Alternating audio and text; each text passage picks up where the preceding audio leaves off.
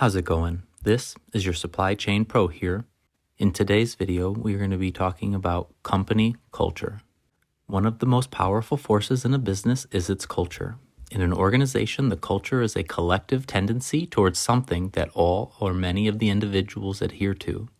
Culture can be established at the highest level of an organization, or it could also be found in something as small as a single building, a single shift, or a single department.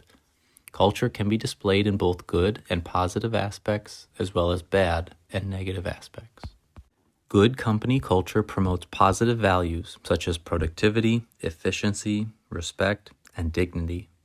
Bad company culture may promote an extreme individualism that can result in employees only looking out for themselves and being willing to undermine their coworkers or their bosses so that the individual looks good. Bad company cultures can also be based around dishonesty. An example looks like when you see someone arguing or debating and they would rather win the argument by bending the truth or straight up lying than telling the truth in an honest manner. Telling the truth may lead them to look bad, and it may subjectively lead them to lose the argument. Another example of bad company culture can prioritize the performance as the only important thing and disregard the dignity, the emotions, or the physical well-being and safety of the employee. Culture only happens when a group of people follow or adhere to an idea. The largest influencing factor on company culture will be that of outspoken individuals at any level, but most importantly, the leaders over each business unit. A good department manager can develop a great culture underneath them despite working in a building or organization that is controlled by a bad culture. Likewise, an outspoken individual can destroy a team's good culture. A common saying to express this you may recognize is that one bad apple spoils the whole bunch. When it comes to company culture, you may find yourself saying, "My company has bad culture, and how do I change it?" What we have to understand about company culture is that it only exists because the people of the group allow it to. If we can change the minds or the thoughts of the people in our company or our building or our department, we can take steps towards changing the culture at our job. The first step to changing company culture is to identify the issue and be able to clearly articulate it in a short phrase of the problem and develop a phrase that describes the solution. Maybe your boss has yelled at you 3 times this month. Or maybe a coworker is making inappropriate jokes about your body type.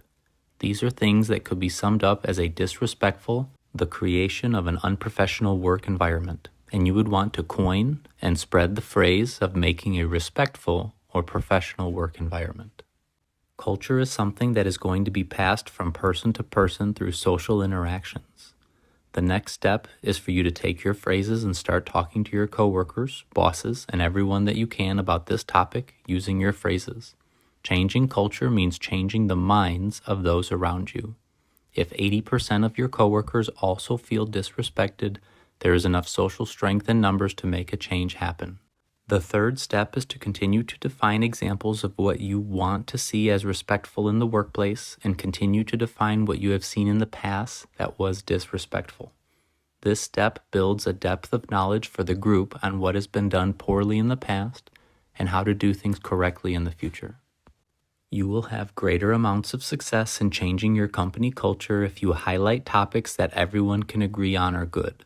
Respect and professional work environments are easily agreed upon consensuses because most people prefer to be respected at their employer. While productivity and company profitability are important, employees going home safely and healthy at the end of their day should have just as much importance in the workplace. You may face resistance from leaders and those in power under the current company culture. These resistant leaders have mastered the ways to manipulate the culture, and those in power are unlikely to let that power go willingly. Stick to your principles, harden your heart, and always remain respectful. Different people respond differently when they lose, and not every leader displays high-quality characteristics. Those that are successful in bad cultures likely have low amounts of character and integrity that allowed them to get to the top in the first place. If you have any great, terrible, or unique stories about changing the culture at your job, comment on them down below. If you found value in the content of this video, like and subscribe to the channel. This is your Supply Chain Pro, out.